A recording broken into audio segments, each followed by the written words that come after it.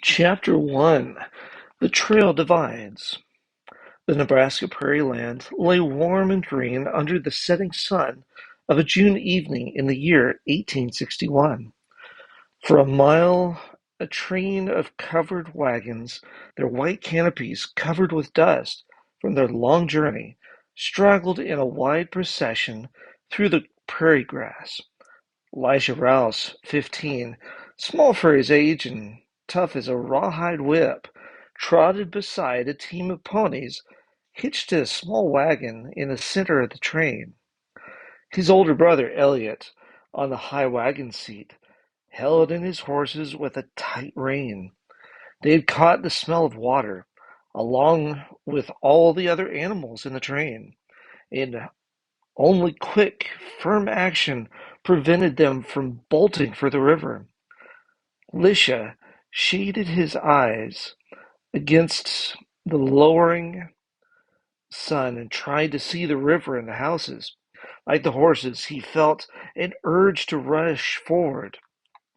Then he saw the settlement loom up in the prairie sunset, and his alert brown eyes took in every detail of the sprawling buildings. "So this is North Platte," he exclaimed. His brother did not acknowledge his announcement. After all, what could the cluster of buildings they looked upon be if not North Platte? Still, Lisha reflected, they had looked forward to North Platte for a long time, almost a month. Now Elliot took his pipe from his mouth, his face never relaxing its severe expression. "Alicia, this is the last real settlement." He raised his voice above the noise of the caravan. "We must decide." For a week they talked about it, longer than that, ever since they left Franklin County, Minnesota, to follow the trail west. When they reached North Platte, the real West would begin. They'd been so hopeful back in Minnesota. The West, with its promise of a free, adventuresome life, had seemed the brightest prospect within their vision. Now neither of them felt so sure about the golds and the valuable furs. Along the trail they'd travel, they'd heard discouraging reports. They'd seen disappointed men returning from the fabulous land of gold. Many of them had lost everything. Sick and disillusioned, they turned back to the settled East and its known security, farms, gardens, and pastures full of contented herds grazing the rich grass. Lisha knew that these encounters and news the men brought had discouraged Elliot, not from going west, but from going to California. Now here in North Platte, they must make a final decision. Should they go on with the wagon train to California, or should they strike out on their own? Lisha knew, of course, that the decision must be Elliot's. 25 years old, married with two young sons, Elliot had much more at stake than Lisha, 10 years younger. Yes, Elliot must decide. "We have to make up our minds now, Lisha." Elliot's voice rose behind him. "Shall we go on to California, or shall we head to Oregon?" He flicked the reins over the ponies' backs. "We have to decide while we're here at North Platte." "Yes, I know." Alicia wanted to say more. He knew what he wanted, a chance to own some of this rich land, to carve out a place for himself in the fertile wilderness, to settle in the free open West where a man could reach high, spread far, put down roots in virgin soil. Although he preferred to go toward Oregon, he knew from past experience that he must not seem too eager, must pretend indifference. "Speak up, fella," Elliot urged. "You're most a man already." Lucius said nothing. "For my part," Elliot went on, "I'm for striking out for Oregon. I figure those California gold fields are about petered out. Oregon's fine with me, Felicia said. Land so big and rich doesn't make much difference, I reckon. The crawling wagon reached the river at last, and while the evening darkness fell around them, the travelers made camp. Eager animals quenched their thirst, and noisy children waded in the shallow water. All around them, Lisha could hear the comfortable sounds of wood being split for the evening fire and kettles clinking together. Later, the mingled fragrance of many suppers being cooked in the open intensified his already ravenous hunger. Lucius knew that the train would probably spend the next day or two here on the Platte River, where the women would do their washing and the animals would graze. Next morning, Lish awakened to all the noises of the wagon train at rest.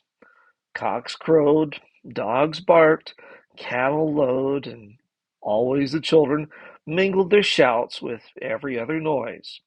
He smelled coffee, bacon, and campfire smoke. For a few seconds he puzzled over where he could be. Then awareness came with a rush. They were camped at North Platte, and Elliot had already rolled out and had built a fire. Lisha pulled on his clothes and picked up the coffee spot and a bag of hominy grits. Sleepy-eyed, he looked for the mush kettle, and then he saw that Elliot had already put the kettle over the fire. "Today's the day," Elliot said, dishing himself a bowl of mush. "You still feel like going to Oregon?" "Yes, if you do." The brothers ate in silence. Alicia wondered what Melissa and the two low boys were doing this June morning. "Good thing we didn't bring Melissa and the kids," Elliot said, as though he read his brother's mind. "The trail would be hard and dangerous for tough fellows like us. No place for women and kids." Elliot lighted his pipe and looked off into the distance with that fierce, intense gaze. "Well, we've got a few of the right things to start life in the West." He turned a searching look at his younger brother. "We've got strong, tough muscles, and we've got a hankering for the rough, free life. We're used to hard work, and that's got to stand us in the place of money." Alicia looked up and saw a stranger walking toward them. "Who's that, Elliot?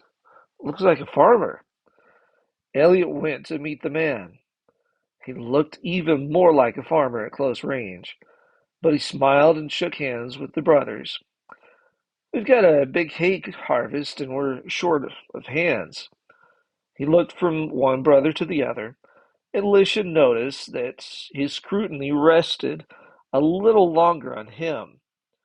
Did the farmer question whether he, a 15-year-old, could hold up his end of a haying job? The farmer seemed to have come to a decision. "Would you fellas like a job in the hay for a few weeks?" "We've decided to leave the wagon train here." Elliot looked the farmer over, and Alicia could see that he approved of the man. "A few days in the hayfield sounds good to me. What about you, Lish?" They discussed wages and other arrangements. The Rouse brothers would pull their covered wagon to the farm and sleep in it. They would eat at the farmer's table. They arrived at the farm in time for a big dinner. When they went out to join the farm hands for the afternoon of work in the hay meadows, they passed the kitchen window, and Alicia overheard one of the women, busy with the dishes, saying, "My goodness, did you see that little new fella eat?" Alicia knew they must be talking about him. After all, he hadn't eaten a good woman-cooked meal for a month, and he felt hungry all the time. At 15, he supposed that such an appetite must be normal for a boy. He hoped so. He could still taste the hot biscuits with fresh churned butter and honey, good fresh eggs, all the milk he could drink, roast beef and potatoes, new garden peas, lettuce. Yes, he'd eaten all he could hold. His stomach felt tight, but good, real good. After supper, they lingered to listen to the talk of the men gathered on the farmhouse porch. They talked of gold and the rich land in the West, but mostly they talked of the dangers.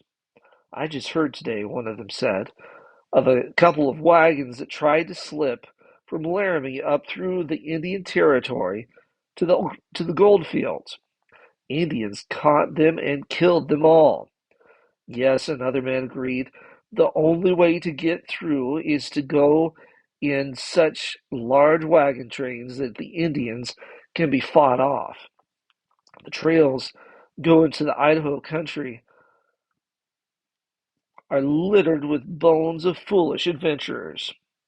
That night, when he and Elliot had settled down in their wagon, Elliot said, "You know, Lish, I figure we've done the right thing. The more I think about it, the more I'm sure there's a big opportunity in the Northwest. There's other things besides gold. There's land. A danger, too." Lish remembered the men's talk after supper and felt a pleasant thrill run up his spine.